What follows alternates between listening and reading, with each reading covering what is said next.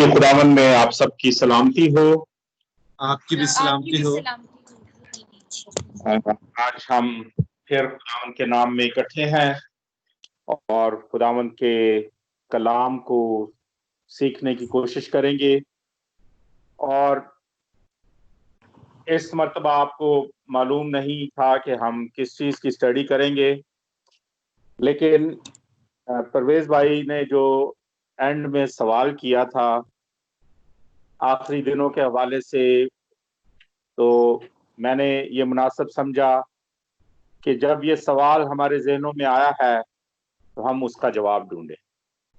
तो आज की बाइबल स्टडी जो है वो एंड टाइम के हवाले से या आखिरी दिनों के हवाले से है, और इस तालीम को, इस थियोलॉजी को जो आखिरी वक्त के हवाले से है उसको एस्केटोलॉजी कहते हैं।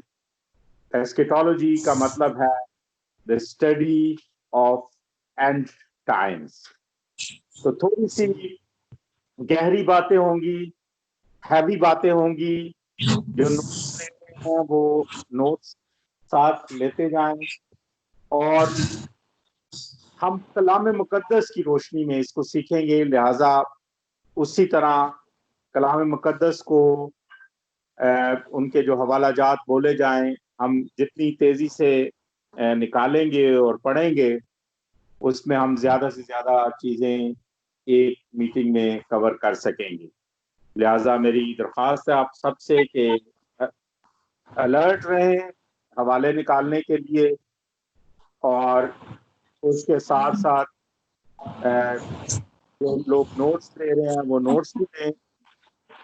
मैंने साथ रिकॉर्डिंग पे भी लगाया है, तो ये भी कागज पे मौजूद रहेगा। मैं कोशिश करूंगा कि जो ग्रुप का व्हाट्सएप है उस पर भी शेयर कर दूं। लिहाजा और ये मैं पहले ही ये बात आपको क्लियर करना चाहता हूं कि आखिरी जमाने की जो तालीम है ये इतनी आसान नहीं है कि हम एकदम से सब कुछ समझ जाए। इसमें मुद्दतें लग जाती हैं, थियोलॉजियंस की बहस इसमें चल रही है, बहुत चीजें ऐसी हैं जो हमारे लेवल से ऊपर की हैं। मैं कोशिश करूंगा कि उन चीजों को मैं टच ना करूं, या अगर टच करूं भी तो उनको इतने सादा अल्फाज में टच करूं कि हमारी समझ में वो बातें आ सकें। और दूसरी बात ये कि मैं ये बात शुरू में ही क्लियर करना चाहता हूं कि मैं कोई फितवा नहीं दूंगा कि ये जो बात है ये एग्जैक्टली ठीक है, क्योंकि मुख्तलिफ थियोलॉजियंस का पहले मैं कलाम मुकद्दस की रोशनी में बताऊंगा कि कलाम मुकद्दस इस बारे में क्या कहता है। फिर थियोलॉजियंस की बातें जो उनमें फर्क पाया जाता है उनके हवाले से बात होगी, और उसके बाद हम फाइनल देखेंगे कि हमारे लिए अदालत में इसमें क्या फतवा कोई नहीं होगा कि ये ही ठीक है, क्योंकि हर इंसान उन आयात को देखकर, मुख्तलिफ तफसीरें पढ़कर और मुख्तलिफ थियोलॉजियंस की स्टडी पढ़कर उसको अपने जहन के मुताबिक समझता है। कोशिश मैं करूंगा कि सादा अल्फाज में जो बेसिक एजुकेशन है एस्केटोलॉजी के हवाले से वो आप तक पहुंचा सकूं। कलाम मुकद्दस, जिस तरह मैंने पहले कहा था कि हमारी रहनुमाई सबसे ज्यादा कलाम मुकद्दस में से मिलती है। कलाम मुकद्दस को हम इस्तेमाल करेंगे, उसकी आयात में से हम देखेंगे।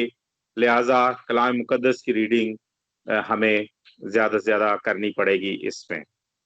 तो पहली बात कि एंड टाइम्स या आखिरी जमाना, आखिरी वक्त के बारे में कलाम मुकद्दस क्या कहता है।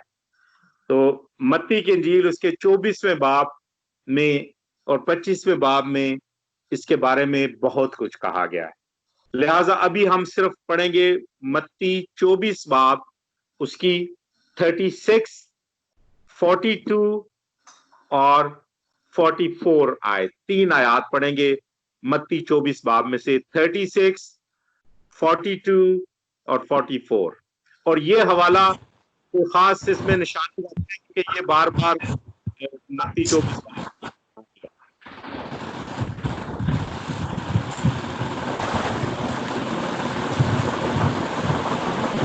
लेकिन उस दिन और उस घड़ी की बाबत कोई नहीं जानता, न आसमान के फरिश्ते बेटा मगर सिर्फ बाप। 42 जाते रहो क्योंकि तुम नहीं जानते तुम्हारा खुदावंद किस दिन आएगा, इसलिए तुम भी तैयार रहो क्योंकि जिस घड़ी तुमको गुमान भी ना होगा इब्ने आदम आ जाएगा। आमीन। इस हवाले में हमें उस घड़ी उस दिन के बारे में कहा गया है। सबसे पहली बात ये हमारे ज़हनों में क्लियर हो कि आपको अगर कोई कहता है जी कि ये फलां वक्त में आएगा तो वो झूठा है, क्योंकि इस घड़ी के बारे में कोई नहीं जानता, ना आसमान के फरिश्ते ना बेटा, सिर्फ खुदा। तो खुदा बेटे से बड़े हैं तो फिर आप शायद जानते हो। इसलिए कोई भी अगर आपको वक्त बताता है जी कि क़यामत फलां वक्त में आएगी, ये सारा इस वक्त होगा, तो पहली बात कि वो कोई नहीं जान सकता। दूसरी बात जो 42 आयत में हमने देखी, बस जागते रहो क्योंकि तुम नहीं जानते कि तुम्हारा खुदावंद किस दिन आएगा। हमें जो करना है वो ये है, हमें होशियार रहना है, हमें जागते रहना है, और इसलिए तुम भी तैयार रहो क्योंकि जिस घड़ी तुमको गुमान भी ना होगा इब्ने आदम आ जाए। तो जागते रहना है और तैयार रहना है। और 25वें बाब में वो 10 कमवारियों की तमसील में हम इस सारी बात की डेफिनेशन देखते हैं कि किस तरह वो 10 कंवारियां उस आमद का इंतजार कर रही थी।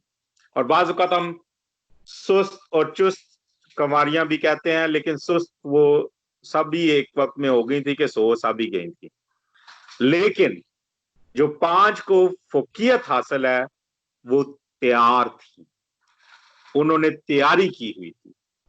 और जो बाकी 5 थी उन्होंने की थी, लेकिन वो तैयारी काफी नहीं थी।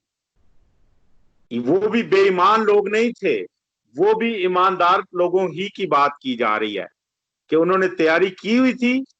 हम में से कई हो सकते हैं उनमें से तैयारी की हुई थी, मसीही थे, हर चीज उनकी तैयार थी, लेकिन जरूरत के वक्त वो कम निकली वो चीज जो उनकी तैयारी थी। तो पहली बात कि एंड टाइम आना है और उस घड़ी का किसी को पता नहीं है, इसलिए हमें जो कहा गया है कि जागते रहो और तैयार रहो।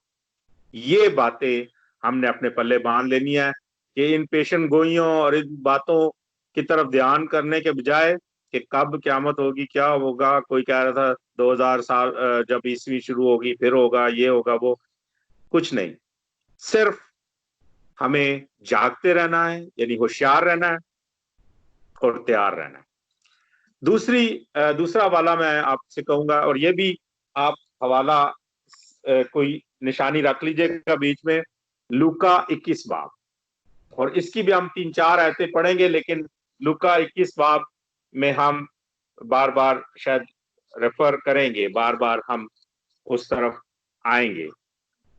तो लूका 21 बाब की 11वीं और फिर 34 से 36, 11वीं आयत और फिर 34 से 36 जी।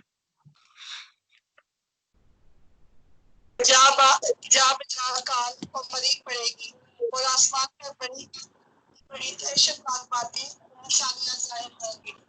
आप 26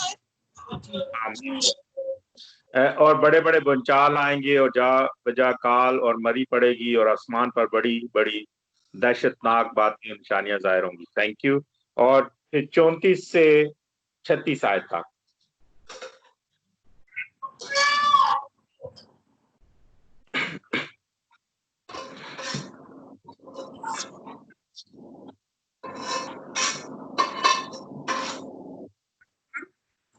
बस खबरदार रहो, ऐसा हो कि तुम्हारी कुमार और नशाबाजी और जिंदगी की फिक्रों से सुस्त हो जाए और वो दिन तुम पर फंदे की तरह नागहा आ पड़े, क्योंकि जितने लोग तुम्हारी रोए जमीन पर मौजूद होंगे उन सब पर वो भी उसी तरह आ पड़ेगा।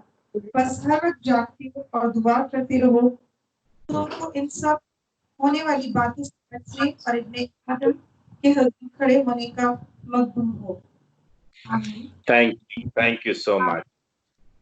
तो ये बातें हमें एंड टाइम का बताती हैं कि एंड टाइम कैसा होगा। ठीक है, अब एंड टाइम को हम अक्सर कंफ्यूज कर देते हैं कि सब कुछ एक पल में ही हो जाएगा। हो सकता है, खुदा के वक्त और मियादों का किसी को पता नहीं, लेकिन हमें उसकी मुख्तलिफ स्टेजेस कलाम मुकद्दस ने बताई हैं, मुख्तलिफ स्टेजेस बताई हैं कि क्या क्या होगा जब आखिरी वक्त आएगा, तो क्या क्या चीजें होंगी। तो उसमें मुख्तलिफ स्टेजेस हैं, जैसे मुर्दे जी उठेंगे, पहली स्टेज कि मुर्दे जी उठेंगे।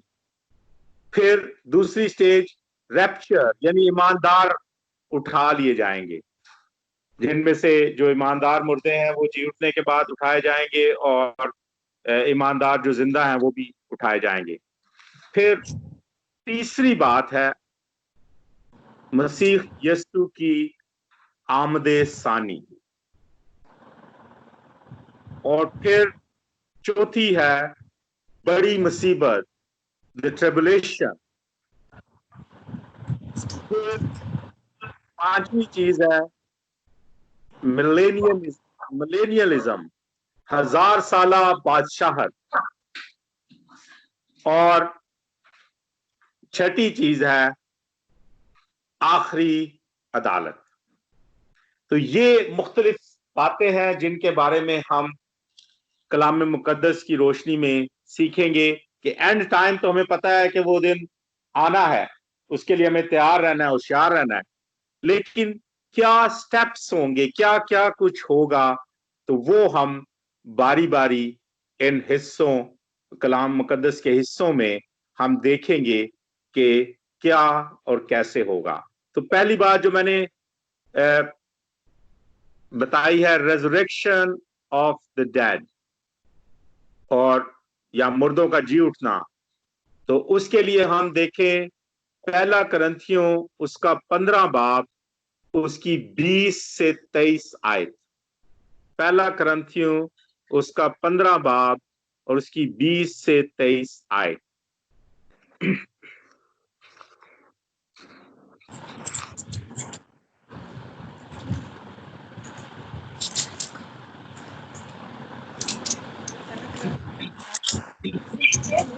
जी उठा है और जो सो गए उनमें पहला फल हुआ, क्योंकि जब आदमी के सबब से मौत आई तो आदमी ही के सबब से मुर्दों की कयामत भी आई। और जैसे आदम में सब मरते हैं वैसे ही मसीह में सब जिंदा किए जाएंगे, लेकिन हर एक अपनी अपनी बारी से। पहला फल मसीह, फिर मसीह के आने पर उसके लोग। आमीन। आमीन। यानी रेजरेक्शन ऑफ द डेड होगी, लेकिन इस हवाले में हमें उसकी भी स्टेजेस बताई गई कि मुर्दों का जी उठना कैसे होगा। पहला फल मसीह जब जी उठे वो हो गया हुआ है। दूसरा उसके लोग, मसीह के आने पर उसके लोग यानी ईमानदार जी उठे। तो ये जो हम रेजरेक्शन ऑफ डेड की बात कर रहे हैं, जो मसीह की आमद सानी के वक्त होगी या रैप्चर से पहले होगी, उसमें हम ईमानदारों के जी उठने का जिक्र पढ़ते हैं। उसके 15 से 23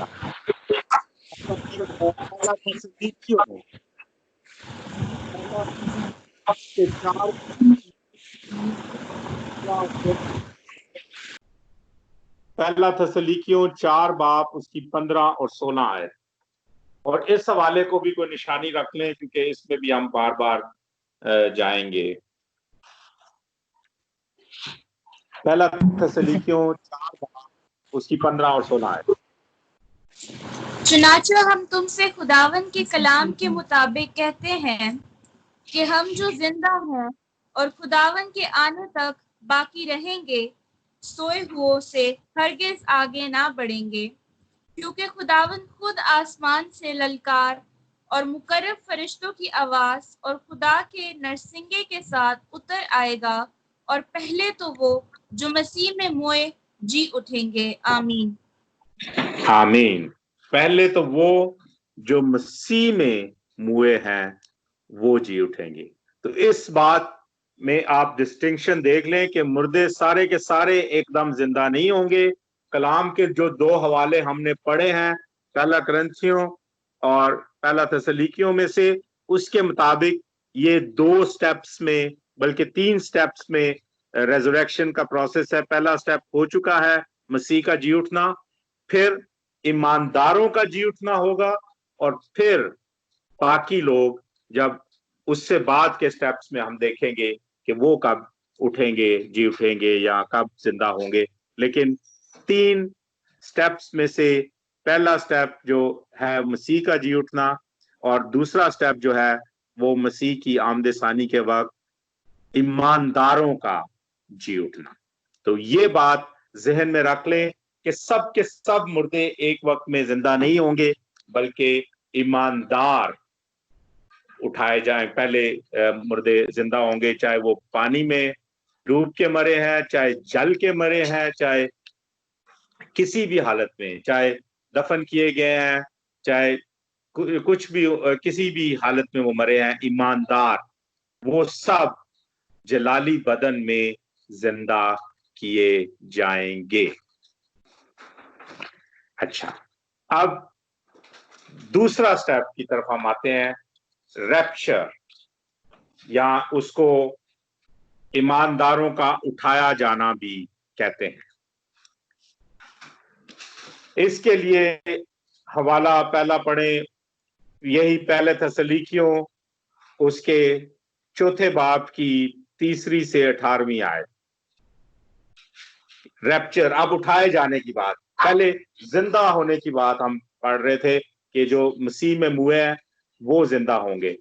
अब रैप्चर, उठाए जाने की बात की जा रही है, और पहला थस्सलुनीकियों 4 बाब उसकी 13 से 18 आयत पे पढ़े।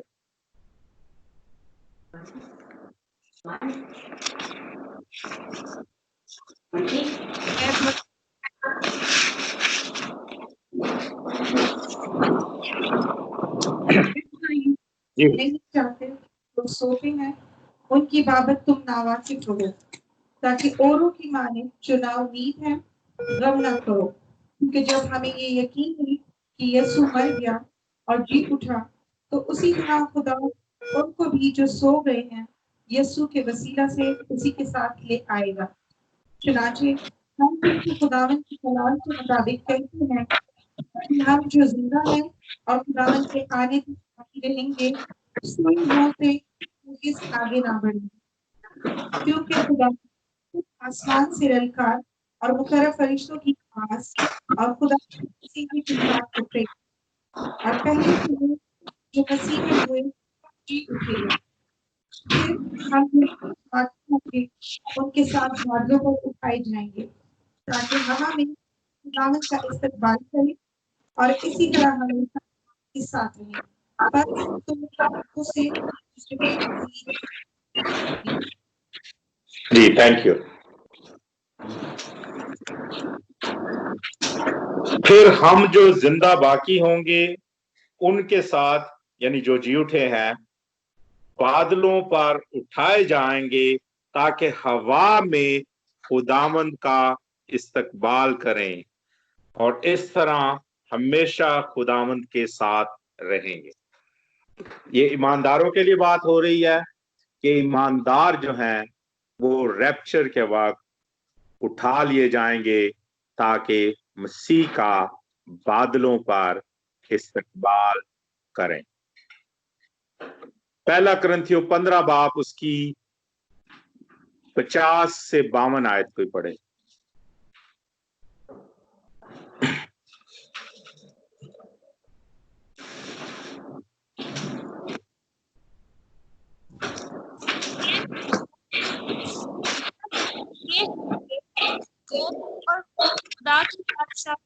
वारिस नहीं हो सकते और ना फना बका के वारिस हो सकती है। देखो मैं तुमसे भेद की बात कहता हूँ, हम सब तो नहीं सोएंगे मगर सब बदल जाएंगे, और ये एकदम में, एक पल में, पिछला नरसिंगा फूंकते ही होगा, क्योंकि नरसिंगा फूंका जाएगा और ये व्यवस्था की हालत में उठेंगे और हम बदल जाएंगे। आमीन। Thank you. ये बहुत भेद की बात है, इसको समझने की जरूरत है। हम जिस गोश्त और खून की हालत में अभी हैं, हम जिंदा जो है वो भी बदल जाएंगे, वो भी जलाली हालत में हो जाएंगे, और जो मुर्दे हैं वो भी गैर फानी हालत में उठेंगे। ये फानी बदन में नहीं उठेंगे, जलाली हालत में उठेंगे। ये जहन में आप रखें कि हम, वो बदन होगा लेकिन वो जलाली बदन होगा, वो वाला बदन होगा जो मसीह यीशु ने मरियम को कहा था कि अभी मुझे मत छुओ क्योंकि मैं अभी उस बाप के पास नहीं गया। और उसके बाद फिर हम देखते हैं कि उसके जी उठने के बाद वो उस जलाली बदन में, जो बंद दरवाजों में भी एंटर हो जाता था, वो रूह नहीं था। ये बिल्कुल रूह में और जलाली बदन में फर्क समझ लें कि वो रूह नहीं था, वो जलाली बदन में था।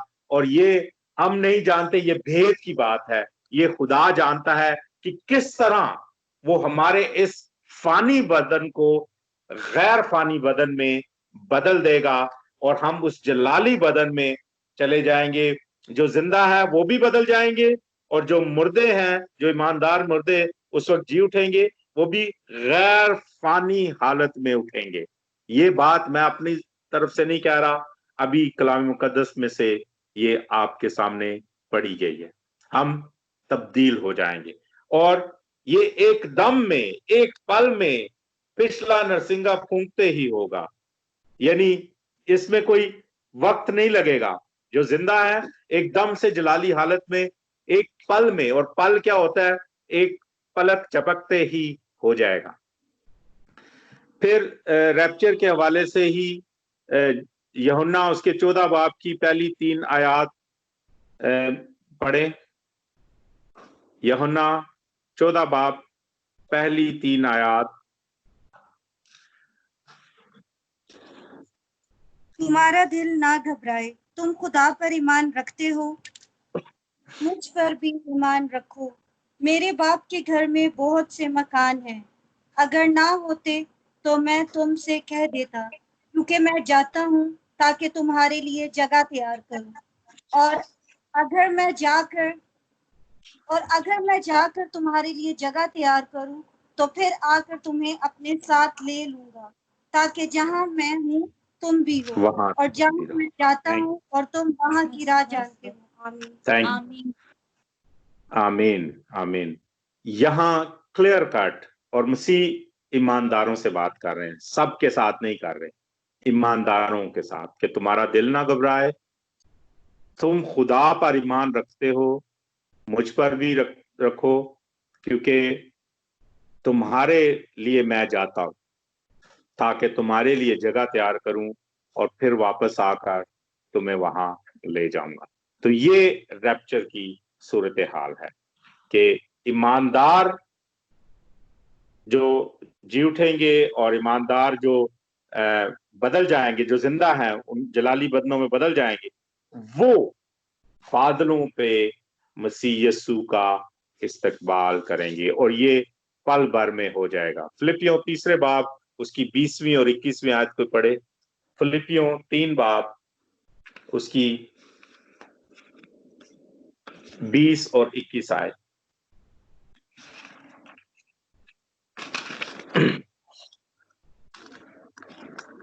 मगर हमारा वतन आसमान पर है और हम एक मुनज्जी यानी खुदावन यीशु मसीह के वहां से आने के इंतजार में हैं। वो अपनी उस कुव्वत की तासीर के मुआफिक जिससे सब चीजें अपने ताबे कर सकता है, हमारी पस्त खाली के बदन की शक्ल बदल कर अपने जलाल के बदन की सूरत पर बनाएगा। आमीन। Thank you. वही बात कि हमारे जो बदन हैं वो जलाली बदन बन जाएंगे और पस्थाली वाला ये बदन उस वक्त नहीं हो ऊपर जाएगा, बल्कि जलाली बदन। और फिर मैं बता रहा हूं, रूह नहीं बदन। रूह तो हर मरने वाले की जाती है, तो फिर फर्क क्या हुआ? जलाली बदन में हम जी उठेंगे और जलाली बदन में हम बादलों पर उसका इस्तकबाल करेंगे। ये रैप्चर की तालीम है। अच्छा, उससे अगला स्टेप क्या? Second coming of Jesus. अच्छा, इसमें हम अब देखें कि जो बात हमने यहां सीखी है वो ये सीखी है कि मसीह यस्सु की आमदे सानी भी दो स्टेप्स में होगी। यानी पहले वो बादलों में आएगा, ईमानदार उसका इस्तकबाल करेंगे, और फिर हम आगे आमदे सानी का दूसरा राउंड देखेंगे। ये यहां मैं आपको फर्क बताना चाहता हूं, रैप्चर और आमदे सानी में क्या फर्क है। चार बातें बताना चाहता हूं। जो नोट्स ले रहे हैं वो ये नोट कर लें, और ये बिल्कुल क्लियर कट बातें हैं चार। और फिर इसके बाद हम कलाम मुकद्दस में से आमदे सानी के हवाले से और हवाला जात भी देखेंगे। पहला फर्क जो है आमदे सानी और रैप्चर में, कि रैप्चर के वक्त मसीह यस्सु मुकद्दसीन के लिए आएगा बादलों में। पहले रैप्चर के वक्त मसीह यस्सु ईमानदारों या मुकद्दसीन के लिए आएगा, और सेकंड कमिंग के वक्त वो ईमानदारों के साथ आएगा। ये फर्क है। आमदे यानी पहला स्टेप जो है रैप्चर के वक्त मसीह यस्सु बादलों में ही आएगा और ईमानदारों के लिए आएगा, और ईमानदार आसमान पर उठा लिए जाएंगे बादलों में, और वो उसका इस्तकबाल करेंगे। पहली रैप्चर में मसीह यस्सु ईमानदारों के लिए आएगा, और आमदे सानी में वो ईमानदारों के साथ आएगा। दूसरा फर्क, रैप्चर में मसीह यस्सु जमीन पर नहीं आएगा, सिर्फ बादलों में आएगा। और सेकंड कमिंग में ही will descend to the Mount of Olive, और सेकंड कमिंग के वक्त वो कोई जैतून पर, जमीन पर आएगा।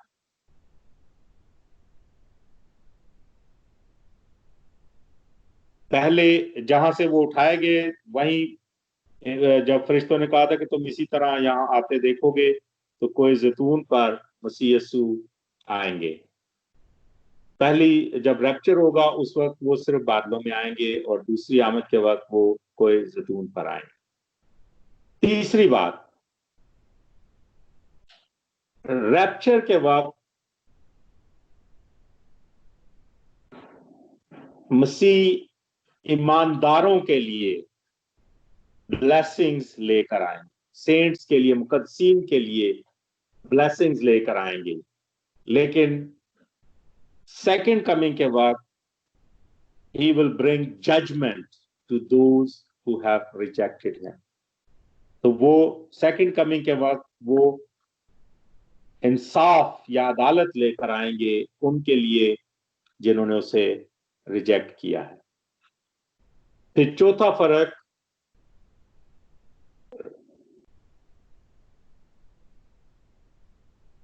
रैप्चर जो है वो किसी वक्त भी हो जाएगा। अभी हमने कलाम के हिस्से में कि उसको कोई नहीं जानता कि वो कब होगा, और सेकंड कमिंग उसके बाद, यानी रैप्चर का होना उसके लिए बहुत जरूरी है सेकंड कमिंग के लिए।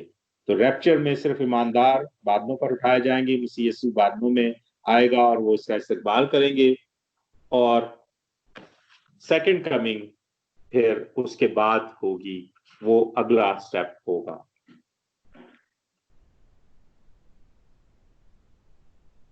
और जैसा कि अभी हमने पहले थस्सलुनीकियों उसके चौथे बाब की 16-17 आयत पढ़ी थी, क्योंकि हमने 13 से 18 तक पढ़ा था, तो 16-17 आयत उसमें हमने पढ़ी थी कि नरसिंगे के साथ और मुकर्रब फरिश्ते की आवाज के साथ खुदावंद यीशु आएगा और जो मुर्दे हैं वो जिंदा किए जाएंगे, और जो जिंदा हैं वो भी ईमानदार जिंदा जो हैं वो भी जलाली हालत में बादलों पर मसीह यीशु का इस्तकबाल करेंगे। ये यानी आमद सानी के 2 स्टेप्स हैं। अब ये होता है कि उसके बाद में कितना टाइम होगा, फिर टाइम की जब बात आती है तो फिर वही बात मैं कहूंगा, वक्तों और मियादों का जानना खुदा का काम है। ये फौरी उसी वक्त भी हो सकता है कि ईमानदार उसका इस्तकबाल करें बादलों का और मसीह यीशु उनके साथ फिर नीचे आ जाए, और ये भी हो सकता है कि ईमानदार उसका इस्तकबाल करें और मसीह यीशु उनको ले जाए और फिर उनके साथ मिलकर वो वापस आए अपनी आमद सानी के मौके पर। तो आमद सानी के मुतालिक अब हम कुछ हवाला जात पढ़ेंगे। इब्रानियों 9 बाब उसकी 28वीं आयत को ही पढ़े। इब्रानियों 9 बाब उसकी 28वीं आयत।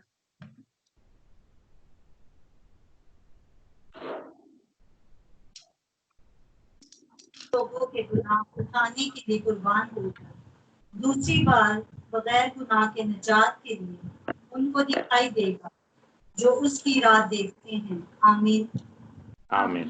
तो ये आमद सानी के बारे में हमें कलाम मुकद्दस बताता है कि पहली बार वो किस लिए आए थे और दूसरी बार वो किस लिए आएंगे।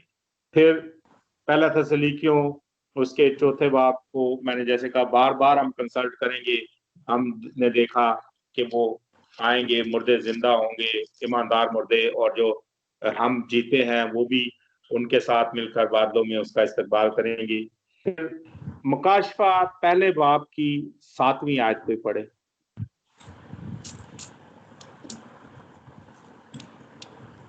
देखो वो बादलों के साथ आने वाला है और हर एक आंख उसे देखेगी, और जिन्होंने उसे छेदा था वो भी देखेंगे, और जमीन पर के सब कबीले उसके सबब से छाती पीटेंगे। बेशक आमीन आमीन आमीन। तो ये मसीह यीशु की आमद सानी कि वो फिर दूसरी दफा जब आएगा तो वो बादलों पर होगा और उसके साथ उसके लोग भी होंगे। मत्ती 24 बाब, जैसे मैंने पहले कहा कि 24 बाब को हम बार बार कंसल्ट करेंगे। उसकी 44वीं आयत फिर पढ़ें। मत्ती 24 बाब उसकी 44वीं आयत 44।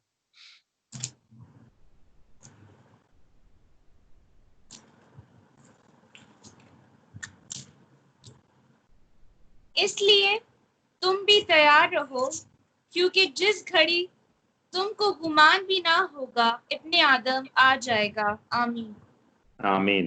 इब्ने आदम आ जाएगा। एक्ट्स अमाल की किताब उसके पहले बाब की 10वीं और 11वीं आयत पे पढ़े।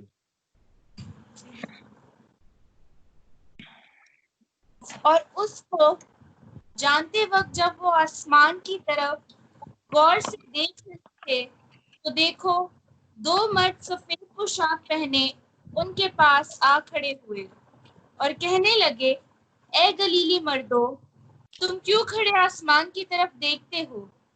यही यीशु जो तुम्हारे पास से आसमान पर उठाया गया है इसी तरह फिर आएगा, जिस तरह तुमने उसे आसमान पर जाते देखा है। आमीन थैंक यू। तो ये एक बहुत बड़ी गवाही फरिश्तों ने दी थी कि ये वापस जमीन पर उसी तरह आएगा, और कोई जैतून पे वो खड़े थे, कोई जैतून पर वो उसी तरह वापस आएगा। तो मुकाशफा 22 बाब उसकी 12वीं आयत।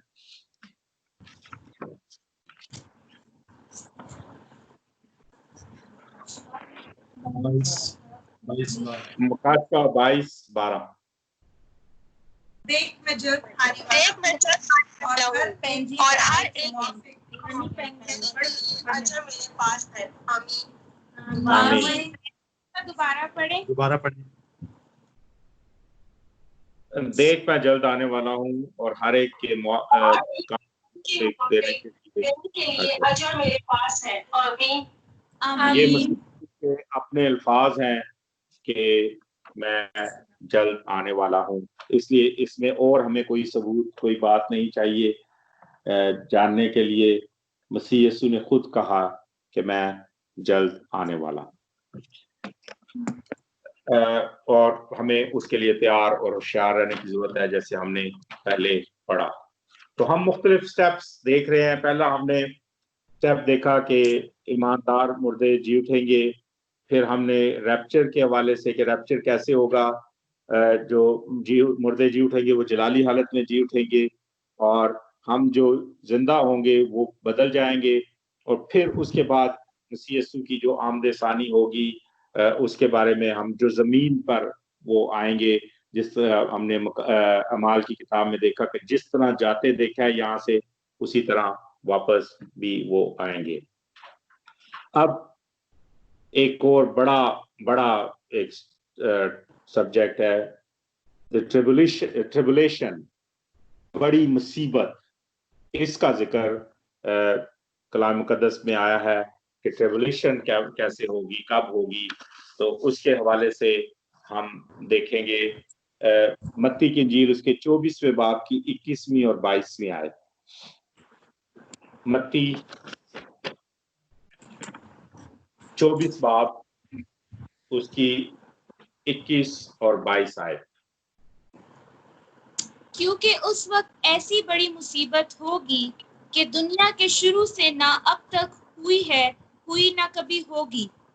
और अगर वो दिन घटाए ना जाते तो कोई बशर ना बचता, मगर बरगजीदों की खातिर वो दिन घटाए जाएंगे। आमीन। Thank you. ये वो बड़ी मुसीबत है, ट्रिबुलेशन, जिसमें से दुनिया ने गुजरना है मसीह यीशु की आमद सानी के बाद, आखिरी अदालत से पहले। और लूका 21वें बाब की 34वीं आयत भी पढ़े।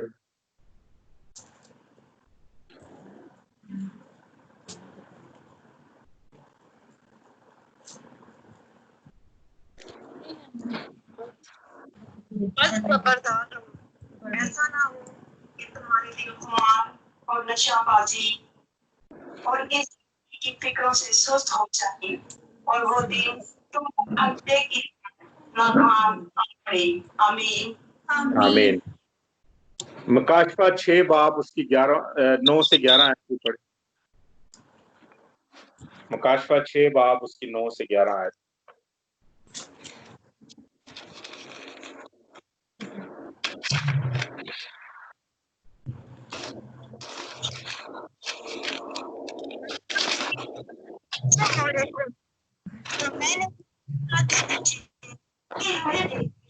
जो खुदा के कलाम के सबक से और गवाही पर कायम रहने के बायस मारे गए थे,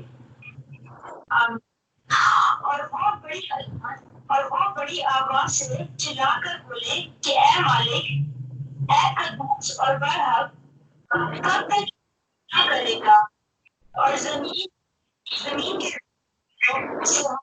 का मतलब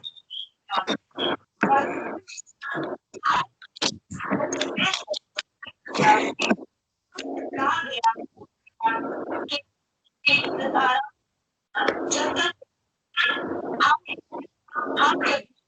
जब तक पूरा ना हो जो तुम्हारी तरह कत्ल होने वाले हैं। आमीन। आमीन। ये क्लियर इतनी आवाज नहीं थी। मैंने जो छठे बाब की 9वीं और 10वीं आयत के बारे में कहा, इतनी क्लियर आवाज 9 से 11 आयत तक कहा था। तो मैं इसे दोबारा पढ़ूंगा। और जब उसने 5वीं मोहर खोली तो मैंने कुर्बानगाह के नीचे उनकी रूहें देखी जो खुदा के कलाम के सबब से और गवाही पर कायम रहने के बायस मारे गए थे। और वो बड़ी आवाज में चिल्ला कर बोली कि ऐ खुदावंद, ऐ कदूस और बरहक, तू कब तक इंसाफ ना करेगा और जमीन के रहने वालों से हमारे खून का बदला ना लेगा। और उन में से हर एक को सफेद जामा दिया गया और उनसे कहा गया कि और थोड़ी मुद्दत आराम करो जब तक तुम्हारे हम खिदमत भाइयों का भी शुमार पूरा ना हो ले जो तुम्हारी तरह कत्ल होने वाले हैं। यहाँ हम देखते हैं, जैसे हमने पहले जो दूसरे पत्रस की तफसीर करते हुए भी देखा था, कि खुदा मोहलत दे रहा है, खुदा इंतजार कर रहा है, खुदा इस चीज का तैयारी कर रहा है कि जब तक तो जिन लोगों ने इस तरह ईमानदार जो खुदावंद के नाम में मरते हैं उनका शुमार पूरा ना हो जाए, उस वक्त तक वो वक्त नहीं आएगा और खुदावंद बदला नहीं लेगा। 12वें बाब की मकाशफा 12वें बाब की 17 आयत भी देखें।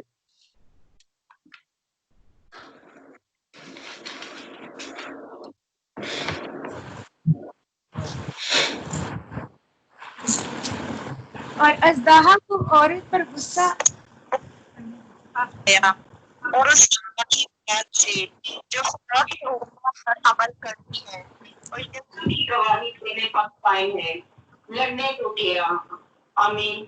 यहाँ हमें वो ट्रिबुलेशन का, उस मुसीबत के वक्त का जिक्र मिलता है कि किस तरह अज़दहा या वो शैतान लोगों पर वो लोगों से लड़ने के लिए आएगा और किस तरह ये बड़ी मुसीबत का वक्त आएगा।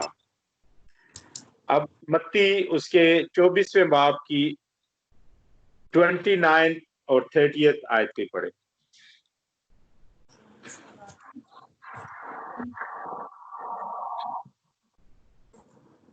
और फौरन उन दिनों की मुसीबत के बाद सूरज तारी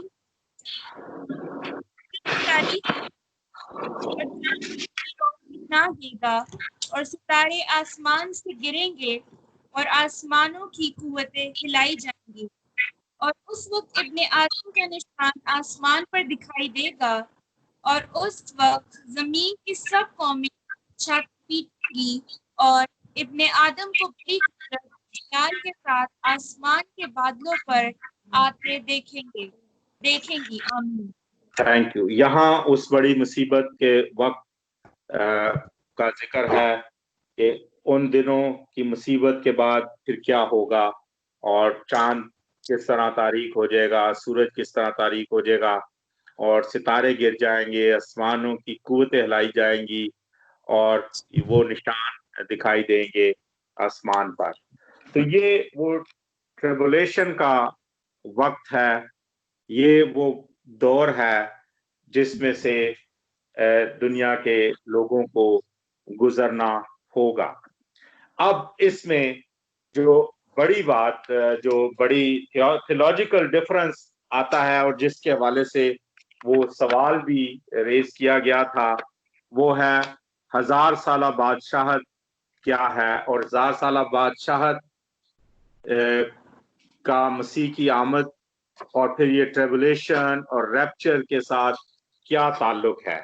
तो अब इस के हवाले से मैं थोड़ी सी आपको बताना चाहूंगा कि 1000 साला बादशाहत के हवाले से मुख्तलिफ तालीमात पाई जाती हैं और मुख्तलिफ थियोलॉजियंस जो हैं वो अपनी क्या सराहियां करते हैं, अपने ख्यालात का इजहार करते हैं कि ये वक्त कब होगा। लेकिन कलाम मुकद्दस में से हमने इस वक्त के हवाले से भी देखा है।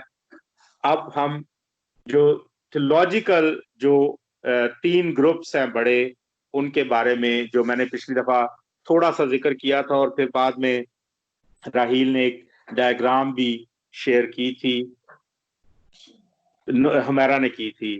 प्री मिलेनियलिज्म पहला, दूसरा है पोस्ट मिलेनियलिज्म और तीसरा है ए मिलेनियनिज्म। मिलेनियम कहते हैं 1000 को, तो प्री मिलेनियनिज्म, पोस्ट मिलेनियनिज्म और ए मिलेनियनिज्म, ये 3 तरह के थियोलॉजिकली लोग डिवाइडेड है। ये हम नहीं कहते कि वो बिदते हैं, जो सब इन सारी बातों को मानते हैं, लेकिन उनके कलाम मुकद्दस की आयात के हवाले से, मुख्तलिफ हवालाजात के हवाले से अपने ख्यालात हैं। तो पहले हम लेंगे प्री मिलेनियनिज्म। प्री पहले, और मिलेनियनिज्म, मिलेनियम कहते हैं 1000 को, तो 1000 साला दौर से पहले। तो ये इनका ख्याल है कि मसीह यस्सु की जो सेकंड कमिंग है वो 1000 साला बादशाहत के दौर का आगाज होगा। यानी जो ही मसीह की आमदसानी होगी 1000 साला दौर शुरू हो जाए, और मसीह और बड़ी मुसीबत का दौर मसीह की आमदसानी के साथ मुंसलिक है। उस वक्त ये तमाम मुर्दे जिंदा किए जाएंगे जो ईमानदार हैं, और जो ईमानदार जिंदा हैं उनको भी उठा लिया जाएगा, और वो यीशु का इस्तकबाल बादलों पर करेंगे। उसके बाद अमन और सलामती के 1000 साल का दौर शुरू हो जाएगा। इस दौर में मसीह बादशाही करेगा और शैतान को कैद कर दिया जाएगा। लेकिन फिर इसमें भी जो ये ईमान रखते हैं कि मसीह की आमदसानी के साथ 1000 साला दौर शुरू हो जाएगा, इनमें भी आगे चल के जब ट्रिबुलेशन की बात होती है या रैप्चर की बात होती है, तो उसमें इनमें भी आगे 3 ग्रुप बन जाते हैं। ये वो गहरी बातें हैं जिनकी तरफ अब मैं आ रहा हूं। तो इनमें जो पहला ग्रुप है वो है प्री ट्रिबुलेशन रैप्चर, यानी रैप्चर से पहले ट्रिबुलेशन, जो कहते हैं कि मसीह की आमदसानी से 1000 साला दौर तो शुरू हो जाएगा। अब ट्रिबुलेशन और रैप्चर के कॉन्टेक्स्ट में वो कहते हैं कि the second coming will be in 2 stages separated by 7 years period of tribulation। वो ये कहते हैं कि मसीह यीशु जब बादलों पे आएगा, जब ईमानदार उठा लिए जाएंगे और वो ईमानदारों को अपने साथ ले जाएगा, उसके बाद 7 साल का पीरियड है बड़ी मुसीबत का दौर, और उसके बाद फिर मसीह की आमदसानी होगी।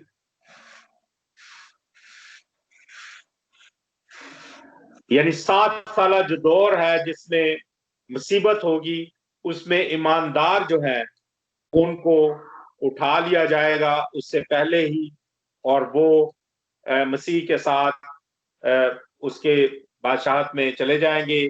लेकिन जो बाकी लोग हैं वो नीचे रह जाएंगे।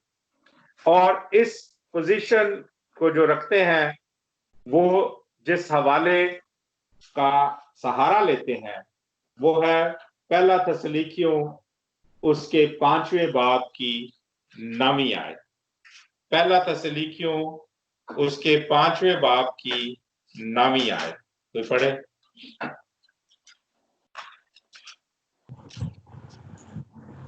खुदा ने हमें गजब के लिए नहीं कि इसलिए मुकर्रर किया कि हम अपने खुदावंद यीशु मसीह के वसीला से निजात हासिल करें। आमीन आमीन। वो इस चीज का इशारा वो लेते हैं कि खुदा ने हमें उस गजब के लिए मुकर्रर नहीं किया, बल्कि हम उसकी निजात में शामिल हो जाएंगे और हम उस ट्रिबुलेशन के पीरियड में से नहीं गुजरेंगे। ये उनका नजरिया है। मैंने आपको पहले कहा था कि मैं आपको सारे नजरिए बताऊंगा, और फतवा नहीं दूंगा, हर एक उन हवालों के मुताबिक अपना हिसाब लगाए कि हम कहाँ खड़े हैं। फिर दूसरा है मिड ट्रिबुलेशन रैप्चर। पहले में था प्री ट्रिबुलेशन रैप्चर के, और अब दूसरे में है कि मिड ट्रिबुलेशन रैप्चर। और उनका कहना यह है कि जो रैप्चर है वो उस जो ट्रिबुलेशन का पीरियड है, 7 साल का मुसीबत का दौर है, उसके बिल्कुल मिड में होगा, यानी 3.5 साल के बाद, यानी 3.5 साल हम ईमानदार भी उस बड़ी मुसीबत में से गुजरेंगे। उस 7 साल दौर की जो बड़ी मुसीबत का जिक्र है, ईमानदार भी 3.5 साल उस तक उसमें से गुजरेंगे, और फिर हम उठा लिए जाएंगे, रैप्चर हो जाएगा, हम उठा लिए जाएंगे, और बाकी जो एंटी क्राइस्ट के साथ जो बाद में होना है वो उसके बाद होगा। ये मिड ट्रिबुलेशन रैप्चर इनको कहते हैं। पहला था प्री ट्रिबुलेशन रैप्चर, अब है मिड ट्रिबुलेशन रैप्चर। और ये जो हवाला इस्तेमाल करते हैं वो है पहला करंथियों उसकी 15वां बाब उसकी 51 और 52 आयत। पहला करंथियों उसका 15 बाब उसकी 51 और 52 आयत।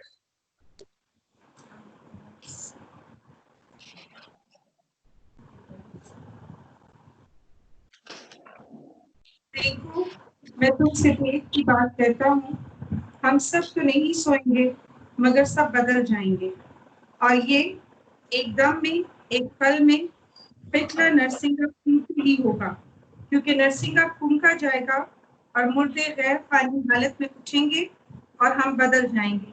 आमीन। तो ये उस भेद में जो हमने पहले ये आयतें पढ़ी है, वो ये कहते हैं कि हम यानी उसमें से गुजर रहे होंगे और फिर हम एकदम से चेंज हो जाएंगे और हम उठा लिए जाएंगे, और बाकी जो हैं वो यहीं रह जाएंगे। और सेंट पॉल की तालीम के को वो लेते हैं और इसकी बुनियाद पर वो कहते हैं कि जो ट्रिबुलेशन का पीरियड है वो 2 हिस्सों में डिवाइड होगा, और फिर इसमें वो मुकाशफा के हवाले से भी वो जिक्र लेते हैं कि जब आखिरी नरसिंगा फूंका जाएगा तो उसके हवाले से वो उस जो अभी हमने पढ़ा था आखिरी नरसिंगे के हवाले से कि उसमें उस दौर में वो डिवाइड हो जाएगा 3.5 साल का अरसा, और उसमें फिर हम उठा लिए जाएंगे ईमानदार, और बाकी लोगों के लिए वो बाकी 3.5 साल की जो मुसीबत का दौर है वो चलता रहेगा। फिर है पोस्ट ट्रिबुलेशन रैप्चर। ये इनका ख्याल है, ये कहते हैं कि मसीह यीशु उस वक्त तक नहीं आएगा जब तक ट्रिबुलेशन का खात्मा ना हो जाए, यानी मसीह यीशु की आमद सानी से पहले ये ट्रिबुलेशन का 7 साला जो मुसीबत का दौर है इसमें से हर किसी को गुजरना होगा, चाहे वो ईमानदार है चाहे वो ईमानदार नहीं है, वो सब इस दौर में से गुजरेंगे। और फिर जब इस दौर में से गुजर के वो उसकी तरह क्या कहते हैं कुंदन की तरह वो बटी में जल के वो पाक हो जाएंगे, साफ हो जाएंगे, खालिस कुंदन बन जाएंगे, उस वक्त रैप्चर होगा और फिर ईमानदार उठा लिए जाएंगे। ये तीसरे ग्रुप का नजरिया है, यानी रैप्चर को सारे मानते हैं, मसीह की आमदसानी को सारे मानते हैं, ट्रिबुलेशन को सारे मानते हैं, सिर्फ टाइम पीरियड में आपस में इख्तलाफ है, लेकिन बाकी सारी चीजें वो आखिरत के हवाले से मानते हैं। फिर ये था, ये भी मैंने सारी प्री मिलेनियलिज्म की बात की है। प्री मिलेनियलिज्म कि जो कहते हैं कि मसीह का जो 1000 साला दौर है वो शुरू हो जाएगा मसीह की आमद पर और आमदसानी पर, और फिर उसमें 3 ब्रांचेस हमने देखी, जो एक प्री ट्रिबुलेशन था, फिर मिड ट्रिबुलेशन था और फिर पोस्ट ट्रिबुलेशन रैप्चर की बात हुई। अब दूसरे हिस्से पे आते हैं, पोस्ट मिलेनियलिज्म, 1000 साला दौर मसीह की जो बादशाहत का है वो कब शुरू होगा। और ये मुकाशफा की किताब उसके 20वें बाब की इंटरप्रिटेशन वो करते हैं कि ये कहते हैं कि ये सारी चीजें जो है 1000 साला दौर जो है इसके जो बाद है वो बाकी चीजें होंगी। 1000 साला दौर अमन और सलामती का दौर पहले गुजरेगा, उसके बाद फिर मसीह यसु की आमदे सानी होगी।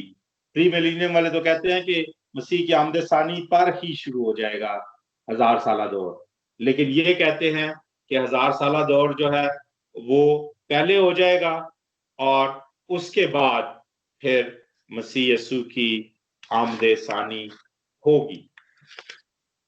इसके बाद जो तीसरी किस्म है, तीसरे किस्म के लोग, वो है ए मिलेनियलिज्म।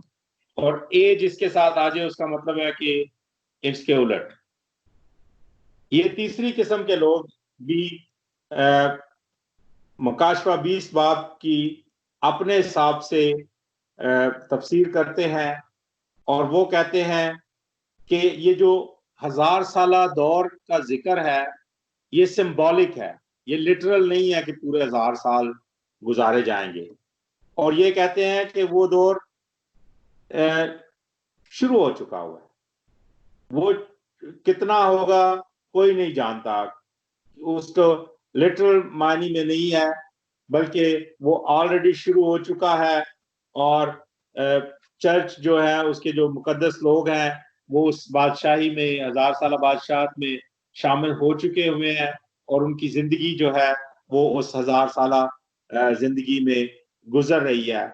और ये एक स्पिरिचुअल नेचर की बात है, ये यानी लिटरली अल्फाज बाय अल्फाज ये मसीह की ये 1000 साल बादशाही के दौर नहीं है, बल्कि ये सिंबॉलिकली इस्तेमाल किया गया है। और मसीह की जब रिटर्न होगा तो उस वक्त फाइनल जजमेंट होगी और नया आसमान और नई जमीन कायम हो जाएंगे।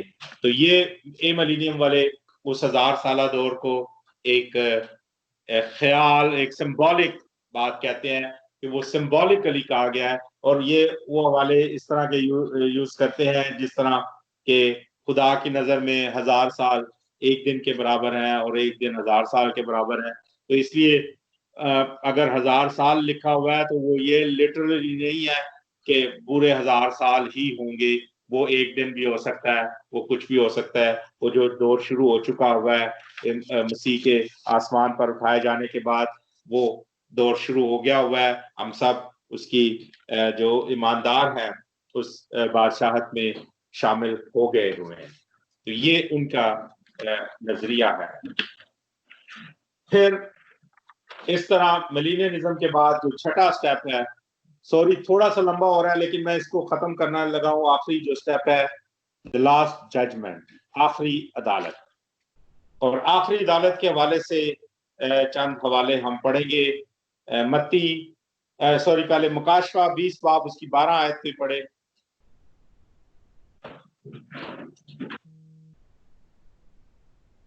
मुकाशफा 20 बाब उसकी 12 आयत। फिर मैंने छोटे बड़े सब मुर्दों को उस तख्त के सामने खड़े हुए देखा और फिर उस तख्त के सामने खड़े हुए और किताबें खोली गई। फिर एक और किताब खोली गई, यानी किताबें हयात, और जिस तरह उन किताबों में लिखा हुआ था उनके अमाल के मुताबिक मुर्दों का इंसाफ किया गया। आमीन।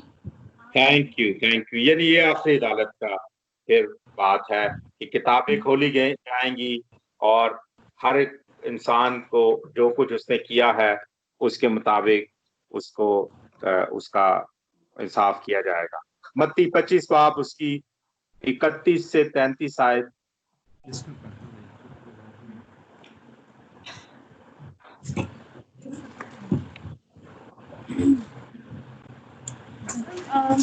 जब इब्ने आदम अपने जलाल में आएगा और सब फरिश्ते उसके साथ आएंगे, तब वो अपने जलाल के तख्त पर बैठेगा और सब कौमें उसके सामने जमा की जाएंगी, और वो एक को दूसरे से जुदा करेगा, जैसे चरवाहा भेड़ों को बकरियों से जुदा करता है, और भेड़ों को अपने दाहिने और बकरियों को बाएं खड़ा करेगा। आमीन। हाँ जी, थैंक यू। ये वो अदालत का सीन हमें कलाम के मुख्तलिफ हिस्सों में नजर आता है, और हम देखते हैं कि किस तरह बकरियों और भेड़ों को अलग किया जाएगा, किस तरह इंसाफ किया जाएगा हर इंसान के अमाल के मुताबिक। मुकाशफा 21 बाब उसकी 8वीं आयत।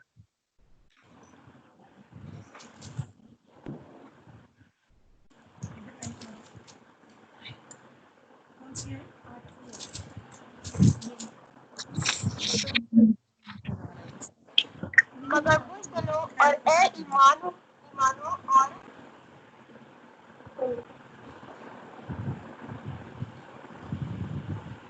मगर बुज़दिलों और बेईमानों और घुनौने लोगों और खूनियों और हरामकारों और जादूगरों और बुत परस्तों और सब झूठों का हिस्सा आग और गंधक की जलने वाली झील में होगा।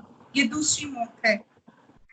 Thank you. ये वो अदालत का सीन है कि जो इस तरह के लोग होंगे जैसा पढ़ा गया, उनका अंजाम जो है वो आग की झील होगा।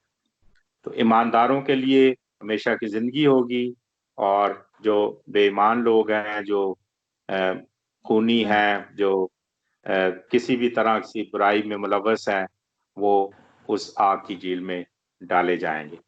तो ये सारी बातें, ये मुख्तलिफ स्टेप्स हैं जिसमें ये आखिरी दिनों की बात, जैसे हमने कहा कि आखिरी वक्त कब होगा, और फिर उसके बाद हम ये देखते हैं कि किस तरह उसके मुख्तलिफ स्टेप्स हैं जिनका यानी ये सब एक ही चीज नहीं है, बल्कि इसमें ईमानदारों के जीतने की बात है, इसमें ईमानदारों के उठाए जाने की बात है, इसमें मसीह की दूसरी आमद जो ईमानदारों के साथ जमीन पर आएगा उसकी बात है, इसमें ट्रिबुलेशन बड़ी मुसीबत के दौर की बात है, इसमें मसीह की 1000 साल बादशाहत की बात है, और इसमें आखिरी अदालत की बात।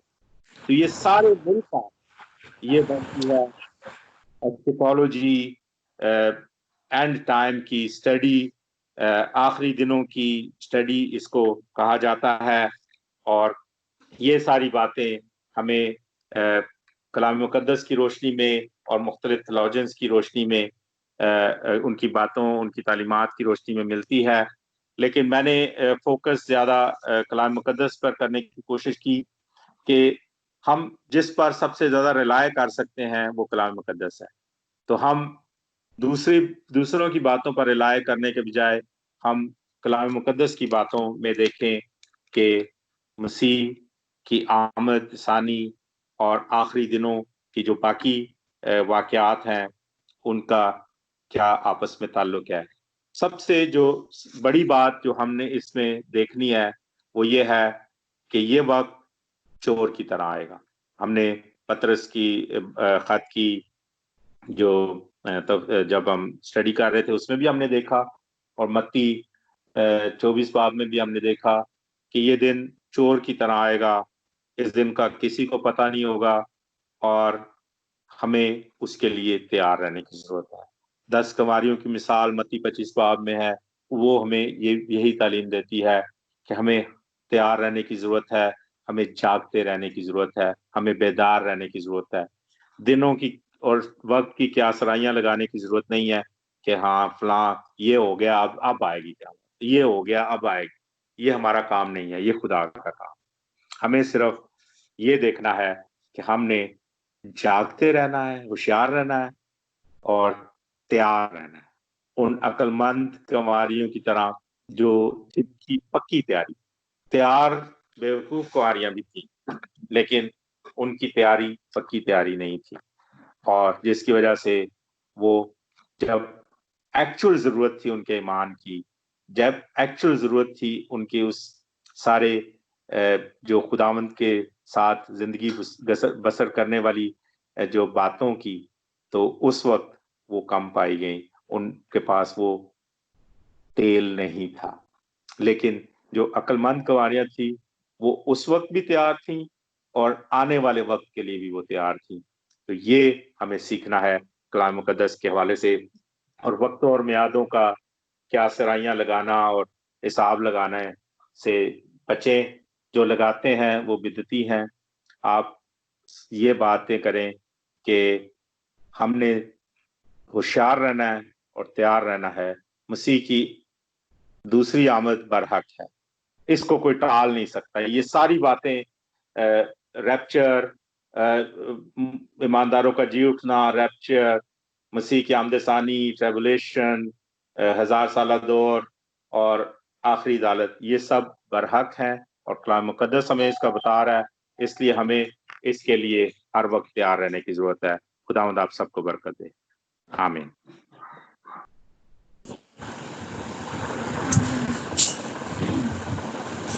आमीन। Thank you so much Aftab uncle, इस खूबसूरत और जिंदगी बख्श कलाम के लिए। बहुत ही ज्यादा इंफॉर्मेटिव मैसेज था।